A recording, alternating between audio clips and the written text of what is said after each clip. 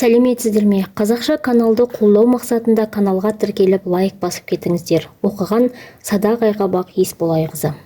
Осыдан бір жыл бұрын жалғыз ұлымның бір басы екеу болып, басымызға бас қосылып қуанған едік. Екеуінің отау құрғандарына жыл өтсе де, жас келіннің айтқан әлі екетпей келеміз. Бұл келіннің ығына жығылу емес, керісінше балам екеуінің татулығын, отбасының бірлігін сақтау еді. Ал келінім болса, мұнымды мүлдем түсінетін емес. Келінімнің ерте жатып, кеш тұрып, үлгермей жатқан тірліктерін білдірмей істеп қояйын десем, бұл жақсылығымды түсінбейді екен. Екеуі тату болсын, болмашыға ренжіспесінші деген оймен таңертең ерте тұрып, баламның тамағын дайындап, кір қоңын жуып қоямын. Бірақ өзімнің дайындағанымды балама айтқан емеспін.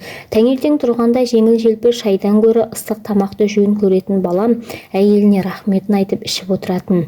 Өзі дайындамағаннан соң қысылса керек. Әлде келеке етіп айтып тұрғандай сезіле ме? Келінім бірде балам жұмысқа кеткеннен кейін айқайға басты. Келінімнің іші толып қалған екен. Маған деген өкпе ренішін сыртқа лақ еткізді. Келінім ұлымды менен қызғанып жүрген көрінеді. Онысын керісінше, сіз менен балаңызды қызғанасыз.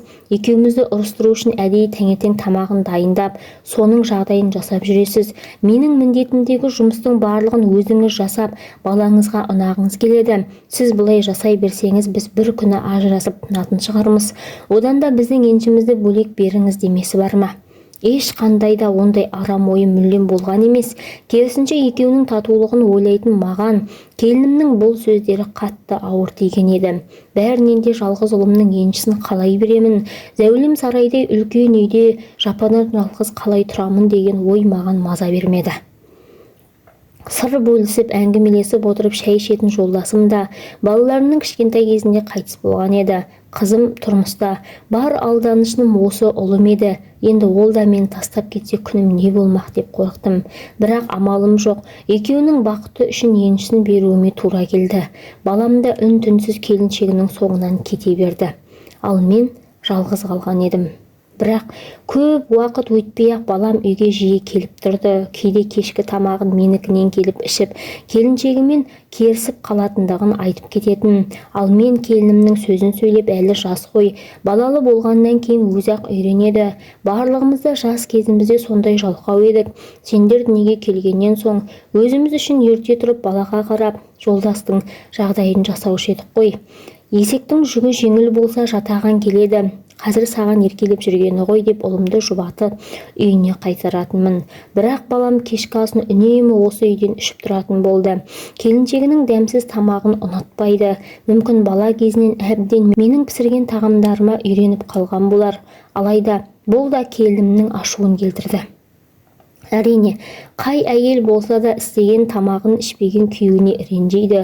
Ұрыс-керістер одан сайын жиілей бастады. Не істерімді білмей, ішімдегіні ең жақын деген құрбыммен бөлістім. Сол кезде 3 келіннің еншісін беріп, 4-ші келінді тәрбиелеп отырған құрбы әйел, сенің отбасыңда болып жатқан бұл мәселеге байланысты есті әңгіме естіген едім. Тура сенің басыңдағы жағдай. Бірде үнемі дәмді тамағымен үй ішін қуантатын ана арнайы ас әзірлеп ұлымен келін қонаққа шақырыпты. Олармен қоса отбасының 2 досын да шақырады. Қонақтар дастархан басына жайғасқан соң алдарына тамақ алып келеді. Дәмін татқан адамдар бірден астың бұрынғыдай дәмді болмағанын байқайды. Тіпті жеу мүмкін емес. Бірақ қонақтардың барлығы амалсыздан шетінен түртіп жеп отырады. Тамақтан соң келінімен баласы рахметтерін айтып, ата-анасымен қоштасып үйлеріне қайтады. Оңаша қалғанда жанындағы мен сияқты досы әлгі әйелден біздің араласып жүргенімізге біраз болды. Сенің ас үйде керемет аспаз екеніңді білемін. Құдай үшін айтшы, бүгінгі асыңа не болған? Ауырып қалдың ба, әлде бір нәрсе мазалап тұрма деп сұрайды. Ал әйел болса, азғана езу тартып былай деген екен дейді. Маған еш нәрседе болған жоқ, әдейі солай жасадым. Балам қайта-қайта анасының тамағын мақтап, әйелінің есін шығармай, тату-тәтті өмір сүру үшін осылай істеуіме тура келді деген екен. Міне, қандай ақылдылық десеңші. Сенің де жағдайың осы болып тұр ғой, сондықтан сен де дәл осылай жаса. Балаңның бақыты үшін еншісін бөлек берген екенсің. Енді әрі қарай бақытты болу үшін осындай қадамға баруыңа да тура келеді деді. Содан бастап мен баламның айтқанын істеп қабағына алаңдауды қойдым. Үйге келгенде жай шаймен шығарып салатын болдым. Расында да құрбымның айтқаны келіп, балам мен келінім татуласа бастады. Бірақ келінім әлі күнге дейін менің жағдайымды түсінбейді. Тіпті немеремді де қолыма ұстатпайды. Ал менің қартайғандағы алданышым енді немерелерім болмай ма? Оны қолыма ұстамақ түгілі көруге зармын.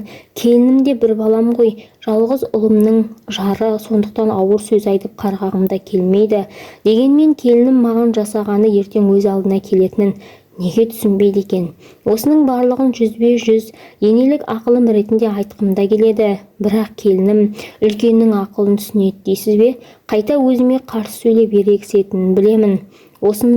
Осыдан кейін ерегіс пен текетірес басталса не болмақ? Мейлі, мен төрімнен көрім жақын адаммын ғой, ал келінім де ертең ене болады ғой, сол кезде өзінің қателігін түсінеді деген ойдамын.